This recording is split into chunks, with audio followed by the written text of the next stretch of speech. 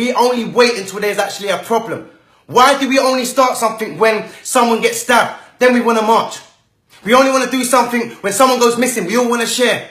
We only do something when someone else, something happens in the community. Everyone wants to do something. Why ain't prevention is better than cure? The London drug market has become crowded. The increase of drug dealers means they have fewer drug users to sell to, so a limited amount of money can be made. To increase their client base, senior gang members go out to the countryside to identify new customers to sell drugs to. Once they have done this, they establish a base to sell from. This is usually the home of one of the new drug user customers. They pay them in drugs or cash. The taking over of the home to use as a drug base is known as cookering. Once the base is established, the gang employ young people to courier drugs up to the house, and they use the home as a base to sell drugs from on a daily basis. Once all the drugs have been sold, another runner will courier drugs up from London to restock and take over from Runner 1. While Runner 2 continues to sell drugs in the countryside, Runner 1 returns to London. How we doing, guys? Myself, Chris Pretty, OBE, just hitting with you a quick one.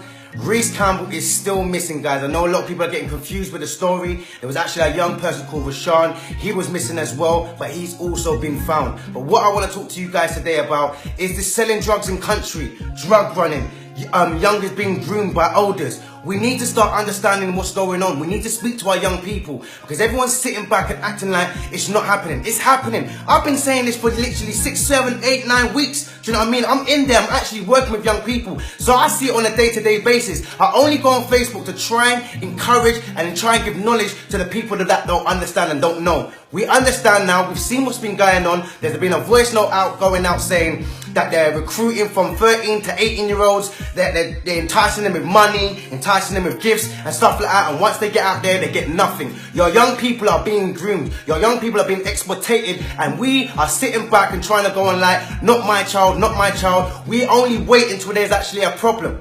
Why do we only start something when someone gets stabbed? Then we want to march. We only want to do something when someone goes missing. We all want to share. We only do something when someone else, something happens in the community. Everyone wants to do something. Why ain't prevention is better than cure? Why aren't we trying to talk to our young people? Why aren't we out there physically engaging with them and making sure the same things don't repeat and don't happen? Because if not, one day it's going to happen to your child. We need to wake up. We're on social media more than our young people. What are we doing, parents? Why are we not there with our young people? Why don't we know where they are? Why we don't know their friends? My mum knew my friends. My mum knew what I was doing. I felt my mum was being too nosy and, oh, you're in my business, mum. But she knew. We need to start engaging more.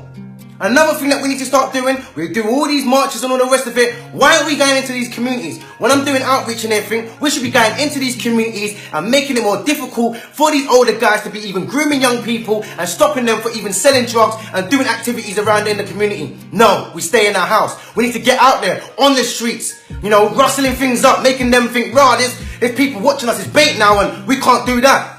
People, if you're in country and you see these kind of things going on, call the police. Bait them up. Make it much more harder so our young people can come home and our young people can be safe within their own community. You mean to tell me your child could be going to school and 1 minute he's not in school, he's getting groomed by someone and now he's in country? Come on, guys, we need to wake up and we need to take action. The only way we're going to change this is if we get up and we stand together.